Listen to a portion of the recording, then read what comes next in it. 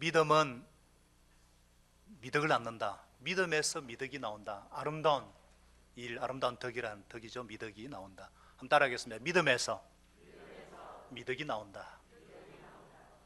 이러한 제목으로 함께 은혜를 나누고자 합니다.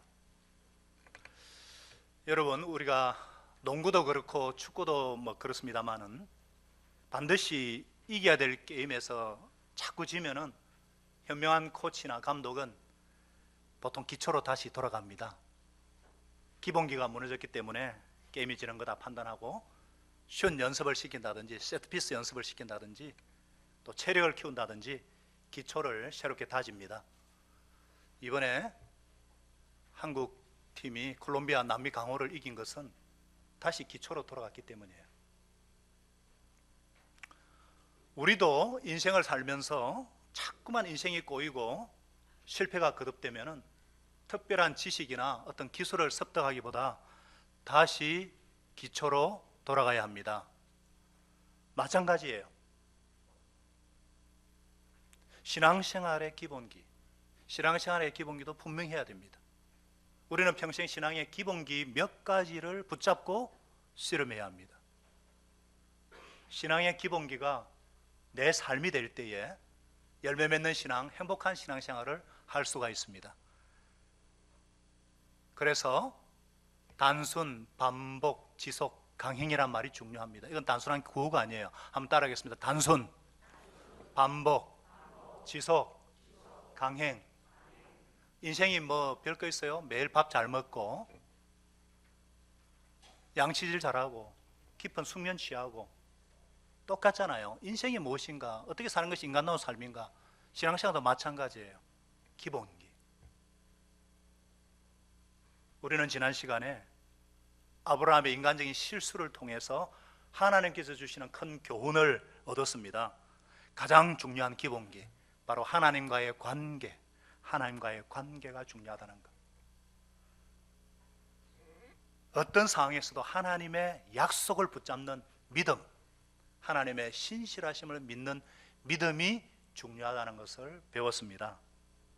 그래서 아브라함은 실패를 딛고 실수를 딛고 다시 가나안에 올라와서 제단을 쌓고 여호와 하나님의 이름을 부릅니다. 그는 회개와 믿음의 사람이었어요. 그는 하나님께 예배함으로 하나님의 음성을 듣는 사람이었어요. 그리고는 조카와 심각한 갈등이 생겼을 때 이제는 양보하는 미덕을 발휘합니다. 오늘 말씀을 통해서 우리는 하나님을 섬기는 사람들의 그 미덕, 하나님을 섬기는 사람들의 아름다운 그 삶은 어디에서 오는가? 이러한 질문을 가지고, 이러한 관점을 가지고 하나님께서 들려주시는 음성을 들을 수가 있습니다. 자, 오늘 본문을 통해서 주시는 첫 번째 교훈은 무엇이냐? 관용은 믿음에서 나온다는 거예요. 따라하겠습니다. 관용은 믿음에서 나온다. 하나님께서 아브라함의 실수에도 불구하고 축복하셔서 가축이 많이 늘어났고 아브라함이 거부가 되었어요. 2절에 보니까 아브라함에게 가축과 음과 건이 풍부하였더라.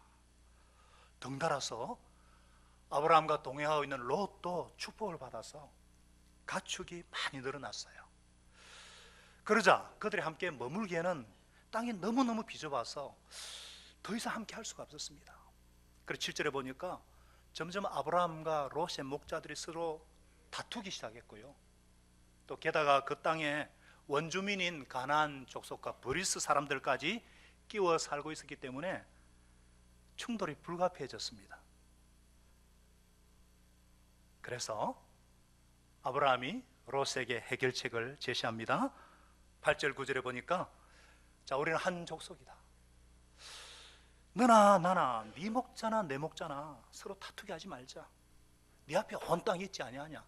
네가 우하면 나는 좌하고 네가 좌하면 나는 우하리라. 날 떠나가라. 아브라함과 롯 사이에 갈등이 생겼을 때 아브라함이 아주 멋있게 해결책을 제시합니다. 이것을 통해서 우리도 갈등이 생겼을 때에 어떤 식으로 해결해야 될지 교훈을 배웁니다. 우리가 갈등을 해결하려면 먼저 문제가 있다는 것을 인정해야죠. 아브라함도 분명히 먼저 문제가 있다는 걸 직시했어요. 많은 분들이 문제를 안고 있으면서도 해결하지 못하는 이유는 문제가 있다는 것 자체를 인정하지 않습니다. 부부 사이에도 분명히 문제가 있는데 문제가 있다는 걸 인정하지 않아요. 특히 남편들 가운데 그런 분들이 많아요. 우리 부부 뭐 문제 없어요. 부부가 다 아마 그렇게 사는 거지 뭐. 아내는 죽을 맛인데 자기 혼자 문제가 없대. 부부 상담이라도 받자면, 부부 삶 공부하자 그러면 펄펄 뛰고 말이죠.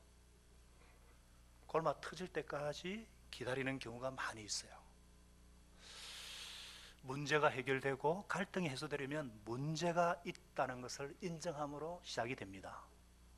그 다음 뭐예요? 대화를 해야죠. 대화를 해야 돼요. 대화를 시작해야 돼요. 아브라함은 문제를 알고 롯에게 가서 먼저 대화를 시작해요. 아브라함 먼저 대화 시작해요. 우리가 남 보는 앞에서 이런 추한 모습을 보여줘서 되겠나? 그리고는 대안을 제시합니다. 우리가 어떤 갈등이나 문제를 해결하기 위해서는 대화를 시작해야 합니다. 알고만 있고 대화를 시작하지 않으면 문제가 해결되지 않죠. 우리 목자 목년들이 다 잘 목원들을 섬기기 때문에 아무 문제가 없는데, 가끔 가다가 어떤 분이 가끔이에요, 저한테 와서 막 누구누구에 대해서 불평을 막 쏟아 놓을 때가 있어요. 그때 제가 해줄 말은 똑같습니다. 직접 가서 말씀하세요. 아무리 저한테 얘기해봤자 소용이 없습니다. 제가 기도는 해주겠지만 직접 당사자와 얘기하셔야죠. 여러분, 문제와 갈등이 있는데도 속에 꾹 담아두고 있으면 해결이 안 됩니다. 삼자에게 얘기해도 해결이 안 됩니다. 문제와 갈등을 해결하려면 당사자를 찾아가서 대화를 시작해야 됩니다. 대부분 넘겨짚거나 오해에서 비롯된 것들이 의외로 많아요. 대화를 시작해야죠. 그리고 세 번째, 아브라함은 문제 해결하기 위해서 어떻게 했어요? 상대방에게 선택권을 줍니다. 문제를 깨끗하게 해결하는 기막힌 방법이에요. 9절입니다. 네가 보는 앞에 땅이 얼마든지 있으니까 따로 떨어지자. 네가 우하면 나는 좌하고 네가 좌하면 나는 우하겠다. 선택권을 누구에게 주었어요? 롯에게 주었어요. 사실 아브라함은 서열로 따지면 큰아버지입니다. 얼마든지 권리를 주장할 수 있죠.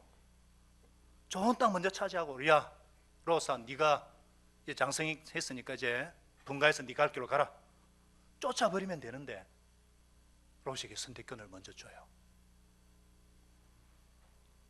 어떻게 이렇게 관대할 수가 있어요? 본래 아브라함의 성품이 이렇게 관대해서 그렇습니까?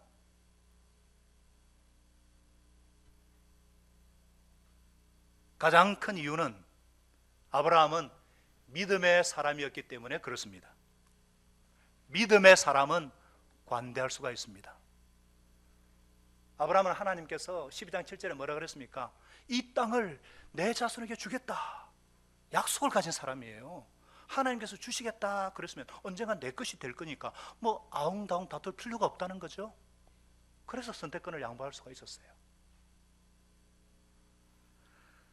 그는 애굽에서 돌아오자마자 처음 가나안 땅에 들어와서 제단을 쌓은 곳에서 다시금 하나님의 이름을 부르며 예배를 드렸어요. 하나님의 구원의 은혜를 기억하고 감사의 제단을 쌓고 다시금 하나님의 부르심과 택하심을 굳게 했습니다. 하나님께 주신 약속의 말씀을 기억하고 붙잡았습니다. 그게 무엇이에요? 아브라함에게 주신 하나님의 영원한 약속의 말씀이 뭐죠? 내가 지시할 땅으로 가라. 그래야하면 뭐라 그랬어요? 내가 너로 큰 민족을 이루고 너에게 복을 주었어. 너의 이름을 창대하게 하리니 너는 복이 될지라 복의 권원이 되게 하겠다. 아브라함은 언제든지 하나님 앞에서 자기를 세우는, 말씀을 붙잡는 분명한 영적인 가치관이 있었던 사람입니다. 그는 물질보다 하나님과의 관계를 귀하게 여기고 사람과의 관계를 귀하게 여기는 사람이었습니다.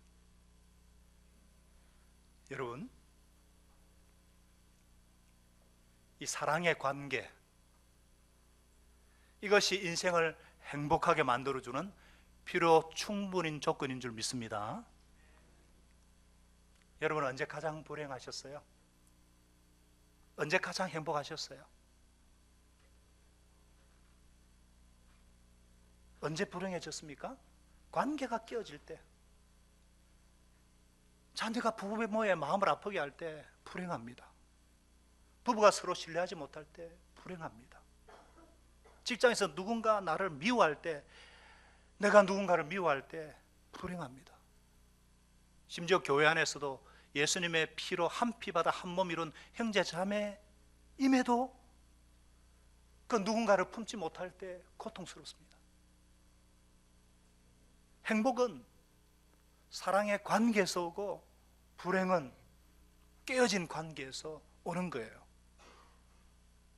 그러므로 우리는 관계를 잘 살펴야 합니다. 깨어진 관계가 있다면 그 관계가 회복되어야 행복해질 수가 있습니다. 관계를 잘 맺으려면 손해볼 수도 있어야 돼요. 손해볼 줄도 알아야 됩니다. 그런데 사람들은 눈에 보이는 사소한 물질 때문에 사람도 잃고 물질도 잃고 결국은 믿음도 잃어버려요. 욕심에 눈이 어두워졌어. 무엇이 더 귀한가? 여기에 대한 분명한 가치관이 정립되어 있지 않기 때문에 아브라함은 물질의 손해를 보더라도 사람과 믿음을 잃어서는 안 되겠다, 이런 분명한 가치관이 있었어요. 그런 물질의 축복을 받았을 때에도 하나님께서 주셨다는, 우리 하나님의 은혜를 기억하고 도우시고 채우시는 하나님을 붙잡았습니다. 그는 하나님의 말씀을 귀하게 여기고 그 말씀을 붙잡고 순종하는 믿음의 사람이었습니다. 복의 근원으로서의 긍지와 자부심을 갖고 있던 사람이었어요.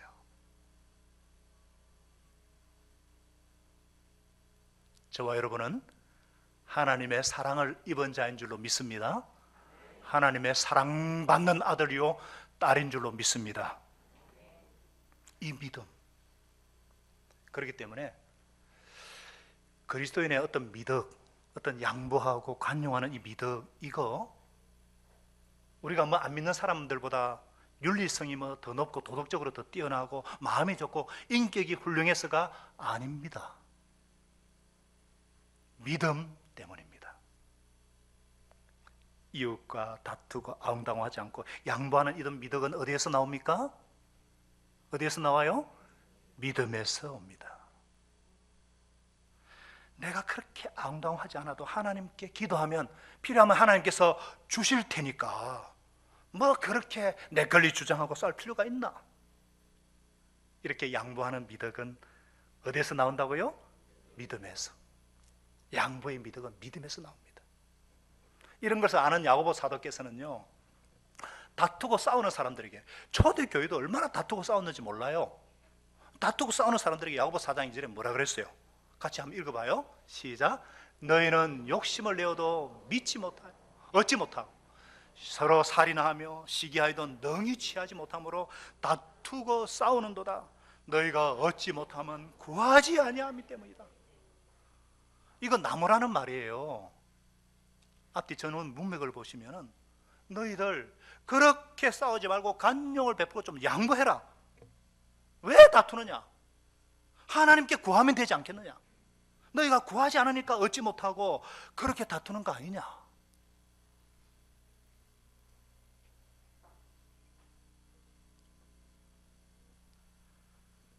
여러분, 우리가 양보하고 간용을 베풀 수 있는 미덕은 어디서 나오느냐?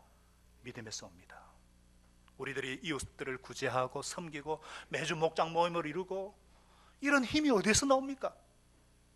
뭐 우리가 마음이 넓어서 뭐 이런 것도 뭐 있겠습니다만은 하나님께 대한 믿음 때문에 가능한 겁니다. 왜냐하면 주님의 뜻을 따라서 주님의 소원을 쫓아서 우리가 도와주고 흩어주면 하나님께서 채워주시라는 약속을 갖고 있기 때문입니다. 그래서 고린도서 9장 8절은 이렇게 말씀하죠. 같이 한번 읽어요. 9장 8절 시작. 하나님이 능히 모든 은혜를 너에게 넘치게 하시나니 이는 너희로 모든 일에 항상 모든 것이 넉넉하여 모든 착한 일을 넘치게 하려 하심이라. 아멘. 이런 약속이 있기 때문에 우리가 마음을 넓힐 수가 있고, 관대해 줄 수가 있고, 관용할 수가 있고, 나눠줄 수가 있고, 흩어줄 수가 있는 것입니다. 할렐루야. 우리가 또 용서할 수 있는 미덕, 그것은 어디에서 오느냐? 어디서 올까요? 이것도 믿음에서 옵니다.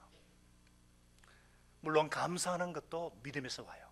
다음 주에 살펴보겠습니다만, 용서할 수 있는 이런 아름다운 일, 내 힘으로 안 돼요. 믿음에서 나옵니다. 반드시 시비를 가려주시는 하나님이 계시기 때문에, 어려우신 하나님이 계시기에 우리는 용서할 수가 있습니다. 그래서 바울 사도께서는 로마서 14장 12장 14절에 이렇게 말씀했죠. 너희를 박해하는 자를 축복하라. 축복하고 저주하지 말라. 이렇게 말씀하시면서 19절에 뭐라 그랬어요? 내 사랑하는 자들아, 사랑하는 형제자매 여러분들, 여러분들은 친히 원수를 갚지 말고 하나님의 진노하심에 맡기십시오. 성경에 기록하기를 원수 갚는 것이 하나님께 있으니 내가 갚으리라. 주님께서 말씀하셨습니다. 하나님께서 시비를 가려주시기 때문에 우리가 용서할 수 있는 거예요. 저는 이것을 갈수록, 이게 무슨 의미인지 갈수록 깨달아가고 있습니다. 하나님께서 아브라함에게 축복하셨잖아요. 12장 3절에 이렇게 축복했잖아요. 너를 축복하는 자에게는 내가 복을 내리고 너를 저주하는 자에게는 내가 저주하리. 땅의 모든 족속이 너로 말미암아 너 때문에 복을 받을 것이다. 이거는 엄청난 보호의 약속이에요. 하나님이 아브라함을 어떻게 생각하고 있는가? 물론 이거는 궁극적으로 메시아에 대한 약속이라고 말씀하셨죠. 아브라함은요, 이런 엄청난 약속은요, 이 아브라함에게만 해당되는 거 아닙니다. 아니에요. 주님의 뜻대로 살고자 하는, 믿음으로 살고자 하는 모든 하나님의 자녀에게는 다 해당이 되는 말씀입니다. 그래서 우리 성도들이 선교사들이나 사역자 섬기는 걸 보면은 얼마나 섬김이 체질화된 분들 같아요. 하여튼 네, 그런 것도 있지만 사실은 사역자들을, 선교사들을 잘 섬기려 하는 것을 보면요, 이 선교사들이나 이분들이요, 아브라함과 똑같이 보호의 약속을 가진 분이라는 것을 알기 때문에 이분들을 축복하면은 우리가 복을 받을 것이다, 뭐 이런 이기적인 이유 때문에라서라도 잘해드리는 거예요. 무슨 말 이해가 되십니까? 이분들을 잘 섬기면 하나님의 보호를 받는 분이기 때문에 내가 이분들을 잘 섬기면 나도 복을 받겠구나, 이런 이유 때문이라서도 잘 섬기는 거예요. 예수님이 그랬잖아요. 마태복음에 10장에 뭐라 그랬습니까? 42절에 선지자 이름으로 선지자를 대접하는 선지자가 받는 뭐를 받는다? 상을 받을 것이고. 뭐예요? 선교사를 잘 대접하면 선교사 받는 상을 내가 받는다는 거예요. 의인의 이름으로 의인을 대접하면 의인이 받는 상을 받고, 작은 소자에게 냉수 한 그릇 대접하는 자도 반드시 뭐라 그랬어요? 상을 잃지 않으리라. 잃지 않겠다는 것은 반드시 주겠다는 거, 강한 검증이시잖아요. 잘 섬기시기 바랍니다. 여러분이 복 받기 위해서. 이 놀라운 말씀을, 그래서 저는 다르게 또 이렇게 적용하면은 하나님의 사역을 섬기는 분들 함부로 얘기하는 걸 굉장히 조심합니다. 왜냐하면 아브라함처럼 이분들을 축복하시고 또 저주하면 저주하시는 하나님이시기 때문에 100% 잘못되지 않았다, 이게 밝혀지기 전에는 함부로 판단하지 않아요. 마찬가지로 혹시 저나 또 우리 사역에 대해서 뭐 이렇게 안 좋은 소리를 하더라도 속이 상하거나 화가 나지 않아요. 오히려 염려스럽습니다. 우리가 하는 일이 주님이 원하시는 일이고 주님이 쓰시는 일꾼인 이상 보호의 약속을 갖고 있는데 철없이 저렇게 하다가 무슨 일이 생기면 어떻게 하나 염려가 돼서 화낼 이유가 없어지는 거예요. 도리어 축복을 빌어주고 기도하게 되는 거예요. 그게 이해가 되는 거예요. 하나님 빨리 깨닫고 돌이키게 해주세요. 여러분들, 우리가 용서할 수 있는 미덕 어디서 나옵니까? 믿음에서 나옵니다. 이런 하나님의 말씀을 믿기 때문에. 그래서 지난주에도 말씀드렸지만 이런 하나님의 살아계심을 믿으니까 우리가 의롭게 바르게 관용을 베풀면서 살 수가 있는 거예요. 하나님이 살아계시지 않는데 그렇게 살면은 패배자 낙오자 되기 십상입니다. 돌봐주시는 하나님이 계시기에, 신실하신 하나님이 계시기에 양보할 수 있고 관용할 수 있고 용서할 수 있고 의롭게 살 수 있고 바르게 살 수 있는 줄로 믿습니다. 그리스도인의 미덕은 믿음에서 나온다는 것을 아시기 바랍니다. 그래서 빌립보서 4장 5절은 이렇게 말씀합니다. 너의 관용을 모든 사람에게 알게 하라. 주께서 가까우시니라. 너의 관용을, 너의 부드러움을, 너의 gentleness, 너의 그런 믿음을. 왜냐하면 주님이 가까우시다면 주님 지금 오고 계신다는 뜻도 되고 가까이 계신다는 뜻도 되고 같이 계신다는 의미예요. 모든 걸 다 아시고 무엇이든지 다 할 수 있고 하나님의 자녀에게 복 주시고 돕기 원하시는 하나님이 나와 가까이 계시기 때문에, 나와 함께 하시기 때문에 관용할 수가 있는 것입니다. 그래서 이러한 하나님과의 관계가 없이, 이런 하나님에 대한 믿음이 없이 그냥 기독교를 단지 도덕적인 종교, 신앙을 종교 활동으로 여기는 분들은 이렇게 할 수도 없거니와 그랬다가는 인생의 낙오자 실패자 되기 십상이에요. 요즘 같은 불의한 세상에. 그렇지 않습니까? 그러나 하나님이 우리와 같이 계십니다. 같이 하십니다. 그래서 이웃에게 관용을 베풀고 양보도 하고 선택권도 주고, 그리하여도 하나님은 손해보지 않게 하십니다. 여러분과 제가 손해보지 않게 하시는 하나님의 능력을 다 체험할 수 있기를 바랍니다. 두 번째, 오늘 말씀이 우리에게 주시는 음성이 무엇이냐?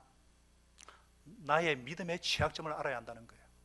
내 믿음의 약점을 알아야 됩니다. 아브라함이 이런 선택권을 조카에게 주었을 때 롯의 반응이 무엇이에요? 옳다구나 하면서 10절에 보세요.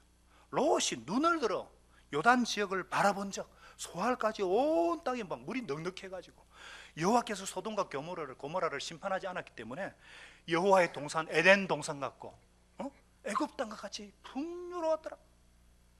눈을 들어 바라본 적, 눈을 들어 바라본 적, 무엇을 보는가 중요합니다. 롯은 그가 본 그대로 결국은 요단 온 지역을 택하고 떠나가 버려요. 여기서 조카 롯의 가치관과 인격을 엿볼 수가 있죠.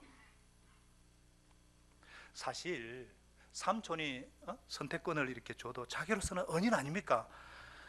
아버지 하란이 일찍 죽고 큰아버지가 거둬줬기 때문에 가나안 땅에까지 왔고 또 아브라함 때문에 거부가 됐는데, 그러면은 삼촌 어떻게 제가 그럴 수 있겠습니까? 먼저 선택을 하셔야죠. 이렇게 하거나 좀 생각이 좀 깊은 놈이라면, 죄송해요, 놈이라 그래가지고 생각이 깊은 사람이라면 더 안 좋은 것을 택할 수도 있었는데 동쪽을 보니까 어떻게나 좋아 보이던지 에덴 동산 같고 애국 같은 풍요한 땅이라서 결국 롯은요, 12절에 보세요. 약속의 땅 가나안을 떠나서 그 도시에 살면서 점점 장막을 옮겨서 소돔까지 결국 이뤘다는 거예요. 여러분, 성경이 소돔을 뭐라고 해요? 이 소돔 사람은 여호와 앞에서 악하며 큰 죄인이었더라. 환락의 도시라는 거예요. 환락의 도시를 처음에는 주위를 빙빙 돌다가 결국 근처에 자리 잡고 결국은 그 안에 들어가 살고, 그러다가 소돔이 멸망당할 때 나중에 나옵니다마는 재산 다 날리고 아내가까지 소금 기둥이 되고 나중에 두 딸과 관계를 맺고 죄악의 씨앗을 낳고 비참한 최후를 맞이하게 돼요. 롯이 처음부터 이랬을까요? 아니에요. 성경은요, 롯을 고통당하는 의로운 롯이라 그랬어요. 베드로 사도는 베드로서 2장에 이렇게 묘사해요. 롯도 믿음 있는 사람이란 뜻이에요. 아브라함이 갈대우르를 떠날 때에 동행했다는 것은 뭔가 믿음이 있다는 거예요. 동행 안 해도 되는데 동행했다는 것을 보고 의인으로 불림을 받았어요. 출발은 좋았어요. 그런데 롯의 문제가 뭐예요? 자기의 취약점, 자기 약점을 몰랐던 거예요. 그는 관계보다도 물질, 영원한 것보다도 눈에 보이는 현실적인 것, 영적인 것보다는 육신적인 것에 더 끌리는 약점을 갖고 있는 사람이에요. 그래서 불나비가 막 불을 쫓다가 불에 탁탁 타 죽듯이, 여러분 시골에 가가지고 저는 어릴 때 봤거든요. 장작불을 태어나면요, 전구다마 100열등 있죠 옛날에. 이거 태어나면 불나비가 막 와가지고 탁탁탁탁탁 타 죽어요. 한번 해봐요. 탁탁탁. 이거 실감나게 봐야 돼요. 불나비가 불을 쫓다가 불에 탁탁 타 죽듯이 환락의 도시에 점점 가까이, 왜 끌리는지 모르면서 뭔가 내가 왜 자꾸 끌리지? 그러면 이러면 안 되겠다. 가능하면 소돔과 먼 곳이 장막을 치고 살아야죠. 뻔히 알면서 주위를 빙빙 돌다가 그 안에 가서 살았다는 거, 자기 약점을 몰랐다는 거예요. 취약점을 몰랐다는 거예요. 여러분, 소돔이 나를 끌 때에는 뭔가 내 속에 문제가 있다는 것을 알고 단호히 끊어버리고 멀리하고 피해야 합니다. 우리가 구원을 받은, 구원은 하나님의 은혜로 받아요, 그죠? 예수님의 믿음으로, 십자가 부활의 믿음으로 구원을 받아요. 그러나 구원받은 우리도 뭔가 한 가지씩 아직까지도 뭔가 약점을 갖고 있어요. 그대로 두면 인생을 망칠 수가 있는데 이거 경계해야 됩니다. 다행히도 우리는 나의 약점을 잘 알고 있어요. 그래서 극복하기 쉬워요. 어떻게 내 약점을 알 수가 있나? 여러분, 내 약점 잘 아시죠? 모르세요? 취약점 모르세요? 알죠? 더 쉽게 알 수 있는 방법은 뭐냐면요, 예수 믿기 전에 내가 믿음 생활 시작하는데 가장 방해가 되었던 것이 내 약점이에요. 그래서 사업하느라, 돈 버느라 너무 바빠가지고 예수 안 믿다가 사업 망하고 예수 믿은 분들은 돈이 취약점이에요. 돈 벌 기회나 사업에 어떤 기회가 생기면 언제든지 믿음 내팽개치고 떠날 수 있는 약점이 있다는 거 아셔야 돼요. 이게 정말 내 믿음 생활에 도움이 되는가? 하나님 앞에서 항상 물어야 돼요. 그래서 내 약점이 정말 안다면은 이 돈이 내 발목을 계속 잡지 않도록 허터 구제하는 연습을 많이 해야 됩니다. 하나님께 드리는 연습을 많이 해야 돼요. 어떤 형제가 최근입니다, 정말 엄청난 연봉이에요. 엄청난 연봉을 주는 회사에 합격을 했어요. 누구나 가고 싶어하는 회사예요. 그런데 이 형제가 자기 약점을 알고, 돈에 약하다는 약점을 알고 그거를 피했다는 소리를 듣고 제가 얼마나 감동을 받았는지, 야, 이거 진국이다, 이거 진짜다. 하나님이 그 형제에게 더 좋은 직장 안 주겠어요? 주겠어요, 안 주겠어요? 저 같으면 주죠, 우리 하나님이. 성적으로 문란했던 분들은 이거 취약점이에요. 예수 믿고 난 다음에도 이성 조심해야 됩니다. 남자들 남이 안 보는 곳에, 모르는 곳에 출장 가서 음란물 조심해야 돼요. 특히 청년들, 혼자 인터넷에서 이상한 거 보고 요거 괜찮겠지 하다 보면 불나비가 불에 타 죽듯이 탈 수 있어요.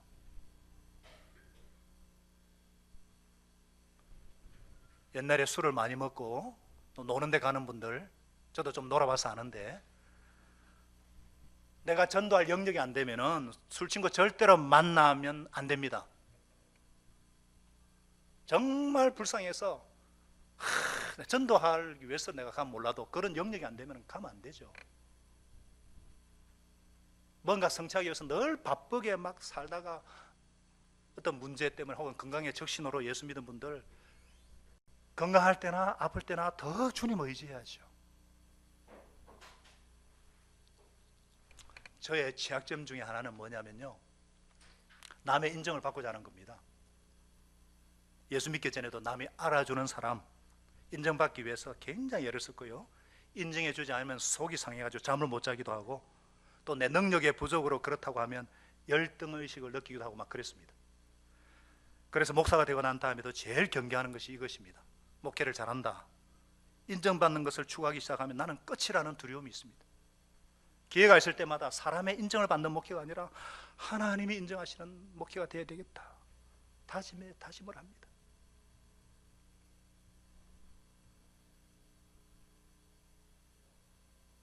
기독교 기관에서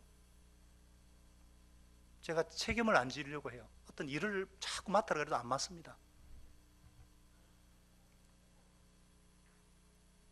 그것도 내 취약점을 알기 때문에 뭘 하나 맡으면 인정받기 위해서 최선을 다하고 올인하니까 정말 하나님 기뻐하는 거 아니면 절대로 안 해요.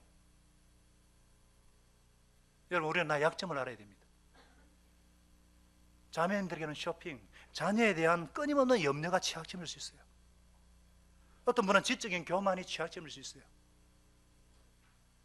이게 나의 소돔이니까 먼 곳에 장막을 치시고 자꾸만 물러나시기 바랍니다. 겸손하셔야 돼요. 여러분, 우리를 다 약점이 있다는 거 아시고 모르면 큰일이에요. 잘 생각하셔서 내 삶 살펴보시기 바랍니다.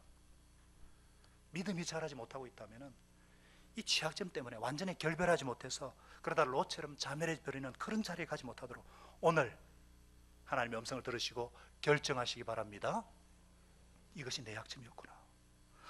내가 이것에 매여서 단호하게 결별하지 못해서 믿음이 자라지 못하는구나. 결단하시고 먼 곳에 장막을 치는 여러분과 제가 될 수 있기를 바랍니다. 주님께서 도와주실 것입니다. 이런 믿음의 사람을 하나님은 어떻게 하십니까? 하나님은 믿음을 반드시 보상해 주신다. 세 번째, 같이 읽겠습니다. 하나님은 믿음을 보상해 주신다. 롯이 떠난 후에 아브라함의 마음이 어땠을까요? 같이 신앙생활하던 동력자 있는데, 같이 삶을 나누던 동력자 있는데 떠나고 나니까 얼마나 외롭고 얼마나 한쪽이 뻥 뚫린 것 같지. 또 한두 평이 아니에요. 수십만 평을 양보했어요. 근데 이런 아브라함에게 하나님이 찾아오셔서 위로하고 축복하세요. 우리 14절부터 15절 한번 보세요. 너는 눈을 들었어. 너는 둘을 들었어. 너희 있는 곳에서 북쪽과 남쪽과 동쪽과 서쪽을 바라보라. 보이는 땅을 내가 너희와 너희 자손에게 주리니 영원히 이르리라. 하나님께서 동서남북을 구체적으로 언급하시고 보이는 땅을 너와 내 자손에게 영원히 주겠다고 약속하신 것은, 구체적으로 하신 것은 여기 이 자리예요. 왜 이 시점에 나타나서 이렇게 확인을 하십니까? 이렇게 확인을 해주세요. 하나님께서 아브라함을 칭찬해 주시는 그런 느낌을 주지 않습니까?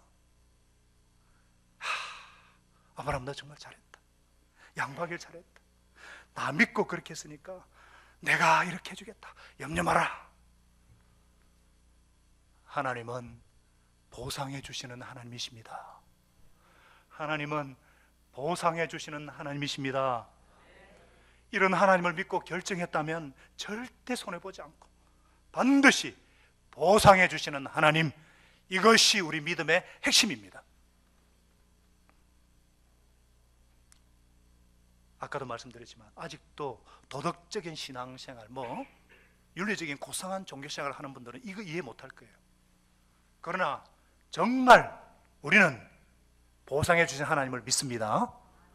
예수님의 십자가 부활을 믿습니다. 하나님은 지금도 살아계신 하나님이심을 믿습니다.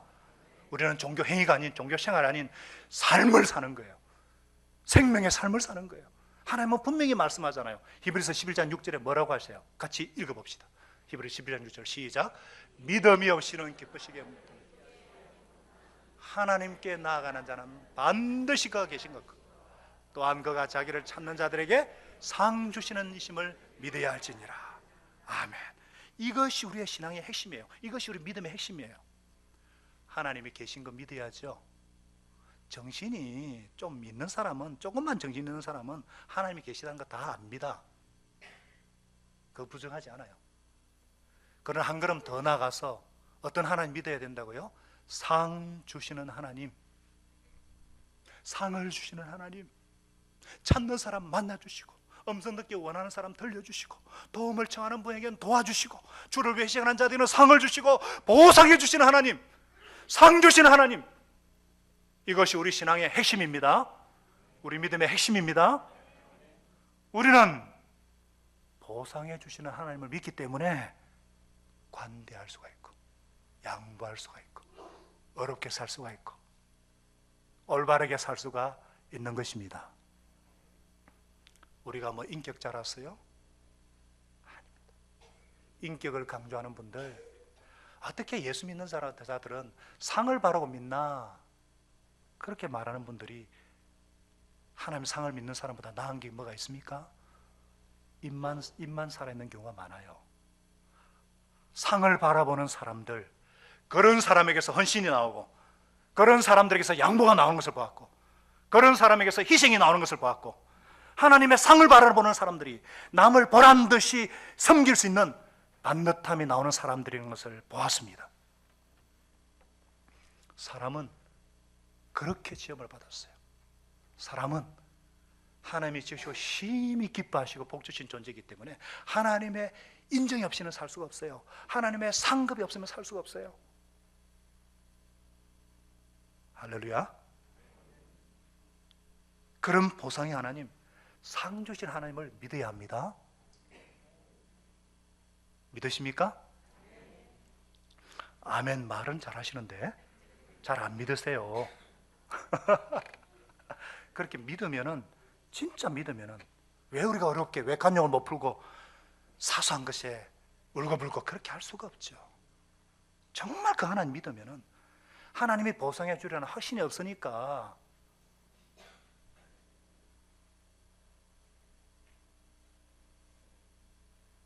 왜 많은 분들이 하나님의 능력을 체험하지 못합니까? 보상해 주시는 하나님을 믿고 말씀대로 살지 못하기 때문에. 그래서 하나님께서 아브라함에게 친히 나타나셔가지고 마치 예수님께서, 성령님께서 내 손을 잡고 16절 17절에 뭐라 그랬어요? 아브라함아, 내가 네 자손이 땅에 티끌 같게 하리니 사람이 땅에 티끌을 넘겨 셀 수 있을진데 네 자손도 세리라. 너는 일어나서 아브라함 손을 이끌고 이 땅을 종과 행으로 다녀보라. 내가 그것을 너에게 주리라. 이 아브라함이 걸었을까요? 안 걸었을까요? 걸었습니다. 하나님 보여주신 땅을 걸었어요. 새롭게 마음을 넓히고 현실을 바라보던 데서 외로워하고 힘들어하던 데서 눈을 들어서 주님의 말씀을 딱 영접하고 장막을 옮겨서 거주하며 18절을 보니까 뭐예요? 옮겨서 거주하면서 여호와 하나님을 위하여 감사의 제단을 쌓았더라. 할렐루야. 순종했어요. 그게 믿음이에요. 가만히 설교만 듣는다고 믿음이 생길까요? 물론 믿음은 들으면서 나기 때문에 처음에는 배워야죠. 상공부 중요합니다. 그러나 점점 더 배운다고 해서 믿음이 자란다고요? 아닙니다. 교만해집니다. 믿음은 언제 자라느냐? 순종해서 하나님을 경험해야 돼요. 하나님을 체험해야 됩니다. 하나님을 체험할 때 하나님에 대한 신뢰가 생기고 믿음이 자라죠. 신뢰하지 않으니까 순종하지 않고, 순종하지 않으니까 믿음이 안 자라고 자꾸 이런 악순환의 고리를 끊어버려야 됩니다. 나는 하나님께 순종하겠다. 나에게 주신 음성 듣고 이번 한 주간 내가 정말 순종하겠다. 이 말씀 붙잡고 순종하겠다. 결심하시는 저와 여러분 될 수 있길 바랍니다. 이번 지난주 생명의 삶 8주차 체험 시간이 있었어요. 주일에 하는 것은 참 제가 힘듭니다. 원래 화요일 하는데 주일이 아니면 안 되는 분들을 위해서 했는데 정말 기도가 많이 필요했는데 여러분의 기도 덕분에 실제로 성령님에 대해서 배우고 성령님을 인격적으로 경험했어요. 채 2, 3분도 기도하지 못하는 분들이 30분 이상을 한 1, 2분 기도한 것처럼 정말 그렇게 기도하시고 하나님의 만지심을 경험하고 인격적으로 성령님의 나타나심을 체험했어요. 그때 우리는 하나님을 체험한다. 그때 믿음과 신뢰가 자라는 거예요. 체험하지 않고는 믿음이 자라지 않습니다. 상식적으로 이해가 되지 않지만 말씀에 순종할 때 자랍니다. 그래서 믿음은 모험이라는 얘기가 있는 거예요. 내 경험과 머리로는 안 되지만 보상해 주신 하나님, 이 하나님을 믿고 순종하시는 저와 여러분 될 수 있길 바랍니다. 또 작은 예만 하나 드리겠습니다만은 지난주 금요일에 목장 행복 잔치에 저희 목원 중에 건축 일을 하는 분이 계세요. 여러분 아시는 분은 아시겠지만 건축 일 노가다입니다. 노가다가 뭔지 아시죠? 몸으로 때우는 일 얼마나 힘든지 몰라요. 얼마나 사고도 많이 나고 그런 데서 전도하는 거 굉장히 어렵거든요. 먹고 살기 위해서 올인한 분들, 근데도 기도하고 때를 보다가 한 VIP 한 분을 정말 전도해야 되겠다. 그래서 기도하고 기도 제목을 제시하고 간절히 기도하고 금요일 날 초대를 했어요. 이분이 처음 목장에 왔는데 교회로 오라면 안 왔을 건데 하여튼 목장에 왔어요. 그래서 날씨가 추웠잖아요. 해물탕을 따끈하게 끓여가지고 뜨거운 것이 속에 들어가면 이게 풀어지거든요. 그래가지고 찬양부장이 VIP에게 맞는 선곡을 해서 또 노래를 불렀어요. 그렇게 막 노래를 따라 부르더라고요, 찬송을. 그러니까 질문했어요. 혹시 아는 찬송이 있습니까? 하니까 옛날에 고요한 밤 거룩한 밤밖에 모르는데요. 그래서 스마트폰을 틀어가지고 고요한 밤 거룩한 밤을 몇 번을 불렀어요. 우리는 성탄 잔치를 그때 했어요. 이분이 마음의 문을 열고 건축 현장에서 4명이나 죽었다 그러고 자기 동생도 일찍 3명이나 죽고 그런 속에 있는 얘기를 하는 거예요. 그러면서 마음의 문을 열면서 그런 분을 보는 우리 식구들이 얼마나 행복해하는지, 이 영혼이 마음의 문을 열고 이건 얼마나 행복한지, 이거는 경험해 봐야 하는 거죠. 이거는 순종해 봐야 하는 거죠. 여러분, 우리가 어떤 현실 문제에 매여 가지고 마음이 막 좁아질 때 하나님은 동일하게 저와 여러분에게 말씀하세요. 눈을 들어서 동서남북을 바라보라. 동서남북을 바라보라. 보이는 땅을 내가 너와 내 자손에게 준 영원히 이르리라. 눈을 들어서 하나님의 약속의 말씀을 붙잡고 상 주신 하나님 바라보고 하늘나라 바라보고 믿음의 존재케 하시는 예수를 바라보고 이 땅에서도 관용하고 섬김으로 보상해 주신 하나님을 다 체험하시는 저와 여러분 될 수 있기를 예수님의 이름으로 축원합니다. 우리 기도하십시다. 오늘 하나님께서 나에게 주신 음성이 있다 하시면 이 말씀 앞에서 조용히 하나님과 침묵하면서 대화하면서 혹시 내 믿음의 약점이 무엇인지 하나님 믿는 믿음을 대해달라고 하나님께 한 1, 2번 정도 대화하면서 기도하겠습니다.